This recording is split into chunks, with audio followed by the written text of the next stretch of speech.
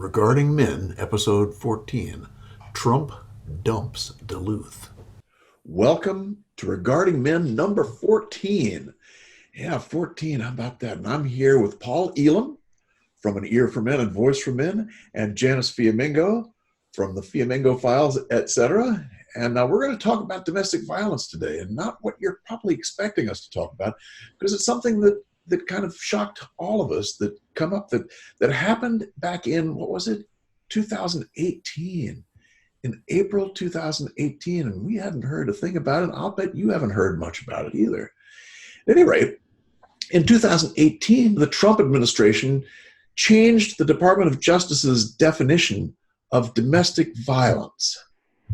Let's look at the Office for Violence Against Women page that defines domestic violence. And if you see on this page, you see that the, I'm sorry, I put up the wrong daggone. Oh, that's it. That's it, yeah. That's the old one. Okay, good. I'm sorry, because what came up on my screen was the new one. Okay, thank you. What you see is, look at the definition of what is domestic violence. Gracious goodness. It's got physical abuse, including denying a partner medical care, being forced alcohol and drug use, et cetera, sexual abuse, emotional abuse, economic abuse, psychological abuse, all of these fuzzy kinds of abuses that really don't have a whole lot of way to prove them. It leaves people vulnerable to false accusations. And we'll be talking about all the kinds of things that it does. But then Trump came along in April of 2018, just 1 year ago, and he changed that definition, and now it looks like this, I hope. Does it look like that, guys? Is that the right one? I don't think it's showing quite all of it, Tom. There we go. There it is. Oh, my technical expertise is taking a beating. Anyway, you can see that it is quite short. What is domestic violence? And this happened in a period of 5 days. April 9th was the long definition. April 14th, Wayback Machine says this has gotten shortened. And you can see that now this definition is just about the physical abuse and domestic violence. Hitting, felonies, hitting, misdemeanors, that's what it's about.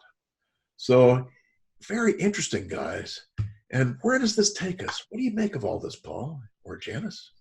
Well, one of the things that occurs to me is that, as we have commented on for years now, literally, gender ideologues have been seeking and succeeding quite well at expanding the definition of both physical and sexual abuse to quite insane proportions.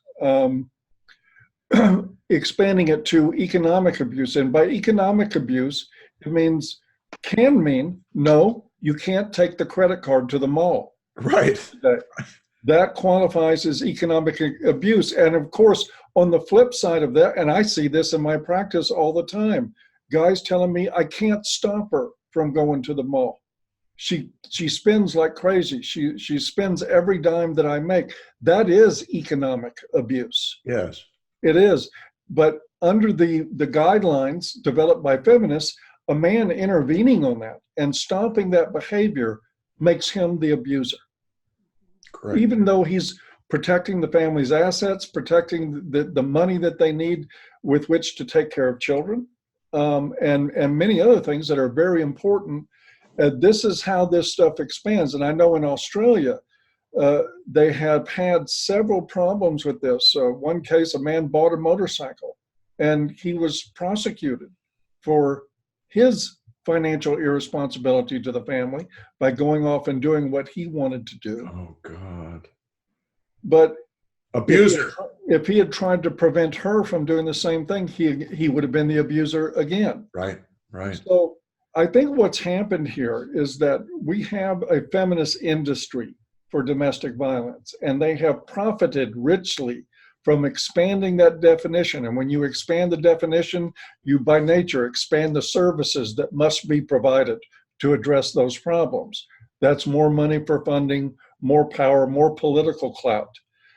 Trump, being the only president, like or hate Trump, I don't care, The fact of the matter is, as we mentioned before, he's the only head of state in recent times who mentioned that these are dangerous times for men. Yeah, really.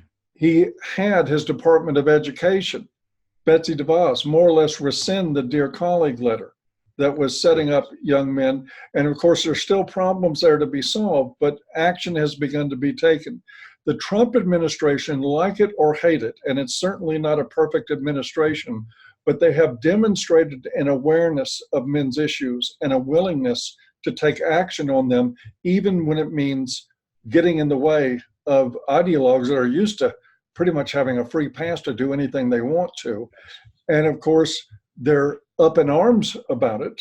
They're outraged. And of course, if you look at the linked article below from, I think it's from The Guardian, for an opinion on American policy, of course, they went to a Worcester, England University professor to get her analysis about American policy. Naturally, that's what I do every time I want to analyze something American. I look at the UK for help. But they grabbed the nearest feminist mouthpiece to criticize this and to claim that the sky is going to fall in and that women everywhere are going to be damaged severely by this horribly restrictive definition of legal abuse. These victims, millions of victims, Paul. Yes, millions. Out of services because excuse me, Julia Gillard from Australia claimed 1 billion victims. Not just millions, 1 billion. Wow. She included the men? That was a joke. Not in the victims. 1 billion women victims. Wow. And so obviously they need a lot more money to address this problem. They need much more expansive definitions in order to justify that money. Yep. Trump is choking it back, and they're making efforts to undermine. And I could possibly see, if he's reelected, I could possibly see the gutting of VAWA, and hopefully if we must have government intervention into family issues, hopefully we can do so with a Family Violence Act. Yes, exactly. That really is non-gendered, that recognizes the multi-generational nature of domestic violence, that recognizes the real problems and addresses them without lining the pockets of ideologues. But that's my take on it so far. Yeah, I'm with you. It's really good to see some of these things like the DeVos stuff and now the domestic violence stuff taking shape. I mean, we haven't seen anything like this ever before. And he's doing it without claiming he's a men's advocate. You know, it's kind of interesting that he is smart enough not to put himself out there and be vulnerable like that, but he's just changing the underwear of all of these things. And hopefully it's going to have an impact on how things are carried through, you know, which makes me wonder if the definition of domestic violence changes and becomes much more simple, what does that do to their funding? What do you think? I think it puts it at risk for any activities they're undertaking that don't fall in line. Yeah. With that. I mean, let me sort of back up and say this. They're worried about all these supposed victims of abuse not getting services because of psychological abuse, economic abuse, you know, toenail abuse, or abuse, whatever the abuse du jour is. Yeah. And I say amen to that. You know, I get men all the time. I work with them who are in relationships with abusive women. They are. There's no. They're right to say that there is such a thing as psychological abuse. It's real. There is verbal abuse. There is economic abuse. Yes. Those things exist. Yes, they do. We need the government to intervene in that, or do we need individuals to take responsibility for what they accept in their lives and make decisions accordingly? And I know this is a cold, callous, ultra right-wing perspective on this thing, but I look at it as we need lasting solutions that work for people. What works for people when it comes to abuse? Boundaries work for people. A lack of willingness to tolerate abuse works for people. Now, understandably, It's not easy to get out, and it's particularly hard for men because you've got a government that sees them as the primary suspect no matter what's actually happened in the relationship. Right. And if they leave and take their kids away from an abusive mother, they're probably going to be targeted legally. So we do need some solutions to those things.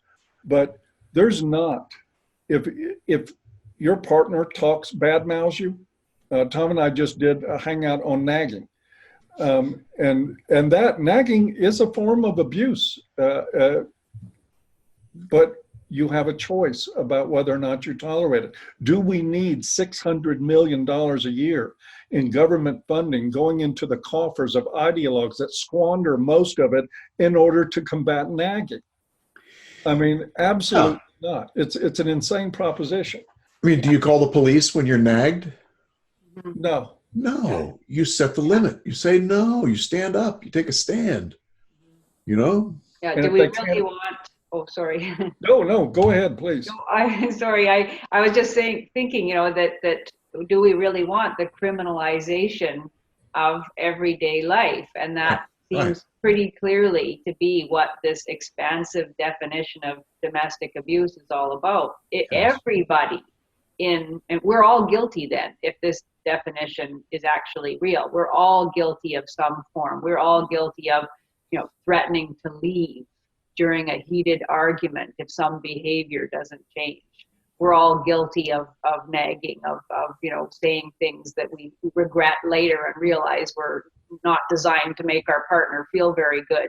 It's horrible to think that that men, and it is of course men on whom the weight of the law falls, are actually being punished for things that we all do.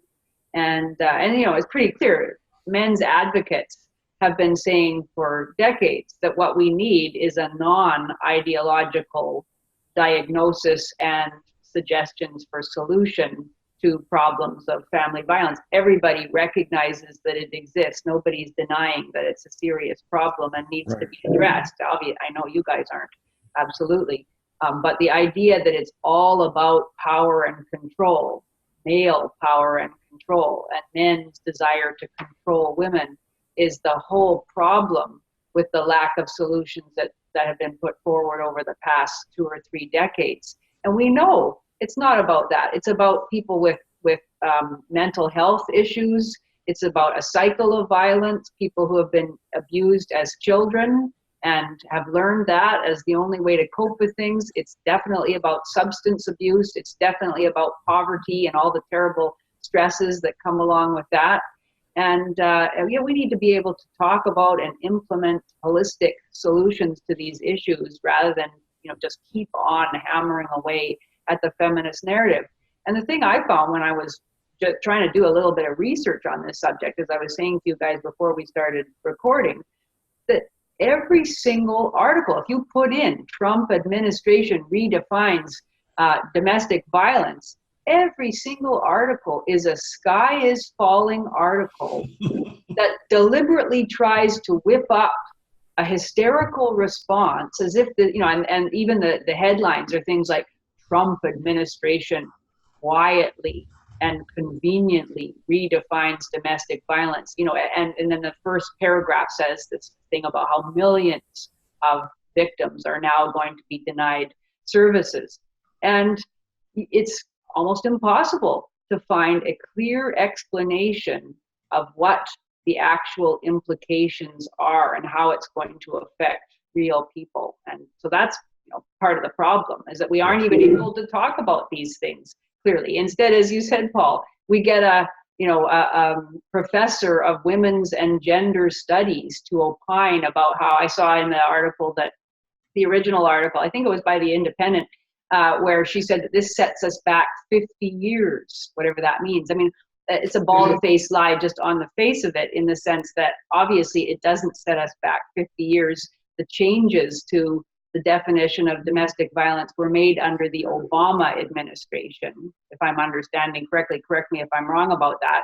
So that wasn't 50 years ago.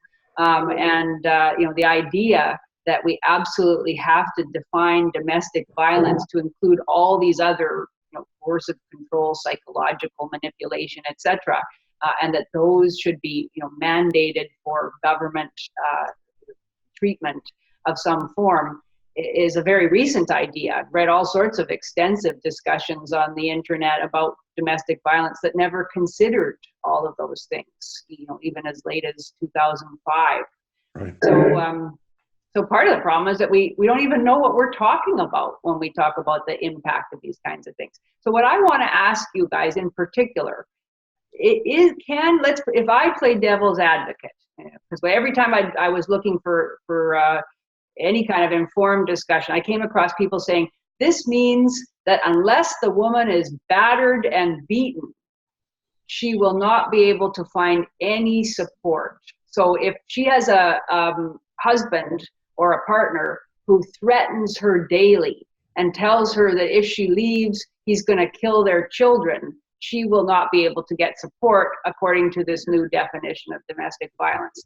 Is that credible at all, or is that nonsense? I assume it's nonsense, because I assume that threats of violence do actually fall. Those they fall under the legal definition of. They're terroristic threats, and they're illegal. Yeah. So he can be arrested for that. Mm-hmm. So that assault is not hitting someone. Assault is threatening. Right. So that would not be excluded in any way under this more narrow and targeted definition. Wouldn't think so. No, the naysayers and the Chicken Little crowd are acting like the refined definition of what is actual assault that the government is now using somehow circumvents law. And it does not. If you threaten to kill somebody, the police will arrest you. Mm-hmm. That's guaranteed. There's some help right there. I think part of this, matter of fact, I'm sure of it, and it goes to, what is the intent here? I keep going back to how feminist ideology is often one big projection. The whole idea of the Duluth model and patriarchy theory and men being obsessed with control is actually a projection from ideologues who want control. And what they've sought, and it has been for the past 50 years, or maybe a little more, is to set up a standard so that any woman at any time in any relationship can enlist the power and the services of the state to remove the man from the situation for what Janice termed just a few moments ago as normal behavior. We all screw up in relationships. We all say things we don't mean, men and women alike. It's just part of our flawed human nature. But what feminists want is for women to have the leverage to enlist the state, to express their disapproval, and to take over assets, property, children, everything else. That's the power of those expanded definitions, because they know those will eventually be translated into law. And perhaps the Trump administration's greatest act in this is that it sets a standard that makes it more difficult to translate that ideological craziness into laws, because eventually we would have guys getting arrested for refusing to give her the credit card. That could happen. Absolutely. Yeah, I agree. I see this too as they're really threatened now that their power is being questioned. Someone else is telling them how to define what's going on. It's like, they've had a smooth ride for 50 years. There was some feminist, I forget who it was, in 1994 when the bill first came out. I wish I had a memory of who it was, but she said, these politicians don't even know what they're getting into. And she knew exactly what she meant, because they have really weaponized our government for women against men.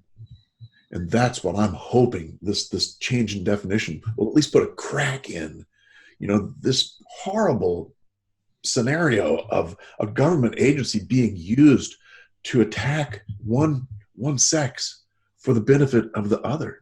It's like, there's something wrong with that. It's really wrong. That's hateful, and that's what they've been doing now. And smiling and expanding it out, making it, if he just makes her cry, that's abuse. It's like, oh my gosh. This is Yeah. crazy. It reminds me back of in the old days. This was like before the VAWA even. There was this battle between the domestic violence people and the family therapy people.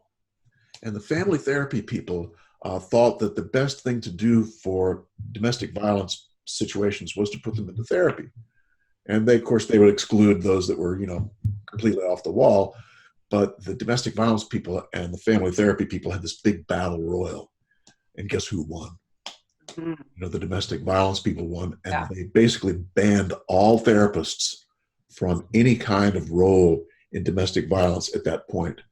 And that's when they started putting out volunteers who were also victims of domestic violence. So it was like, they're already biased. They're biased. The whole thing is biased by the Duluth model. The whole thing is biased by the people who run the place. It's like the whole thing is just a one big setup that focuses on helping women to screw men. And Tom, the LMFTs got in line really good, didn't they? The who? The licensed marriage and family therapists. Yeah, everybody just caved. Everybody caved. They healed very well. Yeah. And they've been doing it ever since. I think that, some families who are having trouble with domestic violence, many times a good therapist can help, But of course, those days are gone now because most therapy is feminist therapy, and most therapy is centered around women, helping women do this. You go in for couples therapy, what happens? The therapist automatically takes the side of the woman and sees how the man can change in order to make things better. That's crazy. That's crazy. So we're living in a crazy world. So it's like, that's part of why I like this so much. It's one kernel of truth in a crazy world. One kernel of truth that says, domestic violence is when somebody hits the other one. It's like, that's exactly right. Amidst all this other craziness that's just been weaponized against men, just drives me nuts.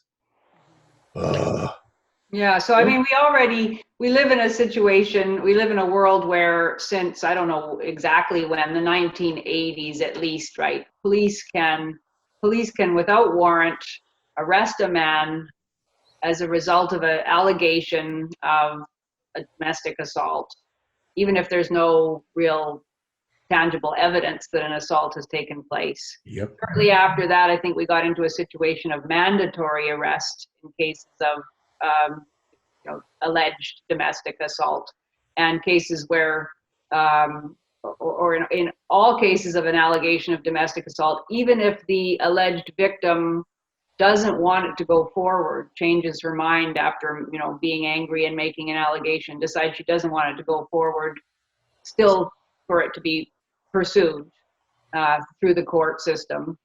Yeah, So it's called a no drop. They call that a no drop prosecution. No drop.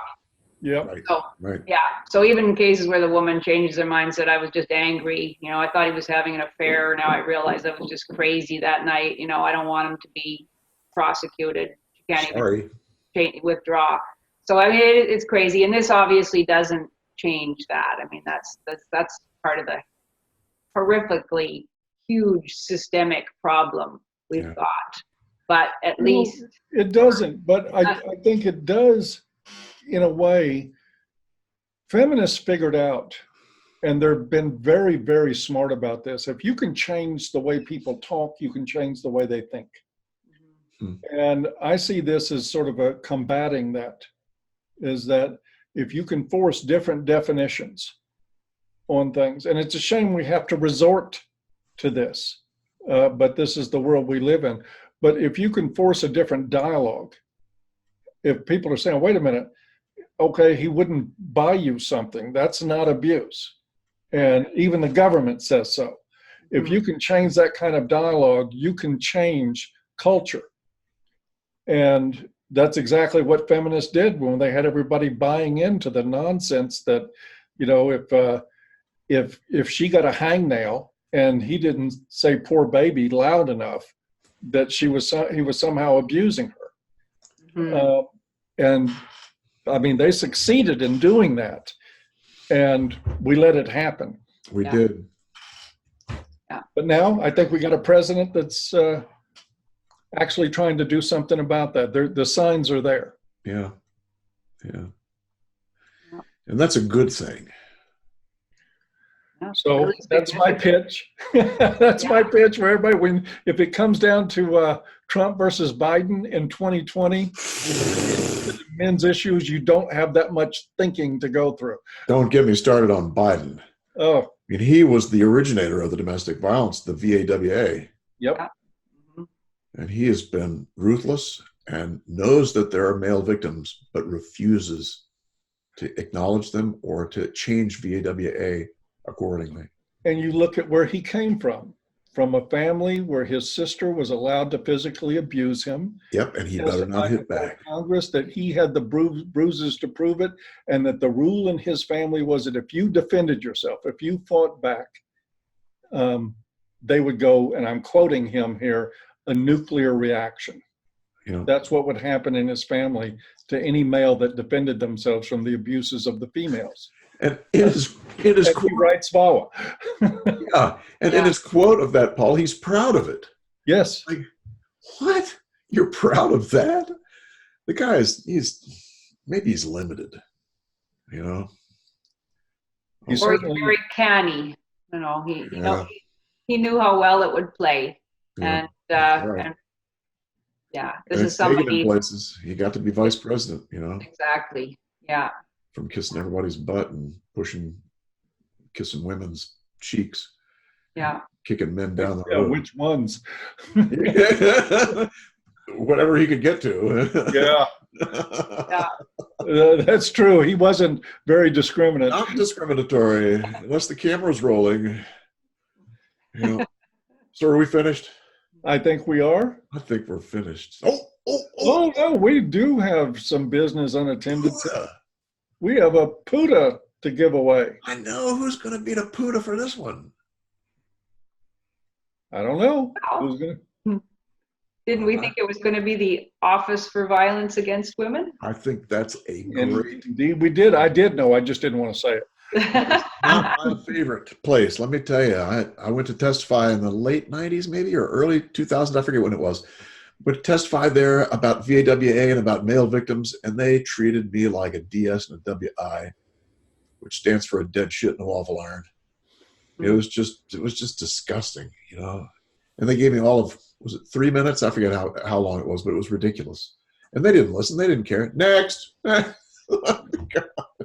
That's so they could say they consulted. Why? Yes, they heard from the public. It was a public hearing. Mhm. And after they talked for 2 hours, they had 3 slots open for people to say something from the public, and they got, I think it was 3 minutes. Well, let me ask Tom, does that mean that we have multiple flying putas, or do we just stick all their heads onto one puta? I don't know. What do you think? I think they deserve their own puta. I think so too. Oh, there she goes. Oh, good to see them flying around on a Puda head, let me tell you. And who gets the humanitarian award?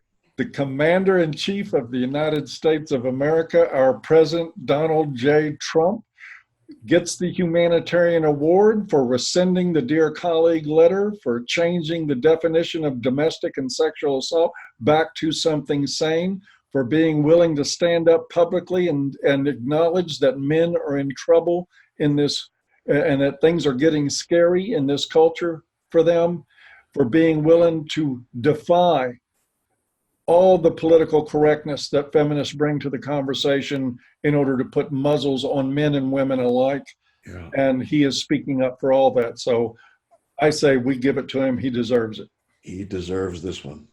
Bravo. Good deal. Good Well summation, people. Mhm. Yeah. Okay, we're good. We're good. You all take care. And we'll see you next time on Regarding Men. It's time for number 15. Oh, let's see if I can turn it off without leaving.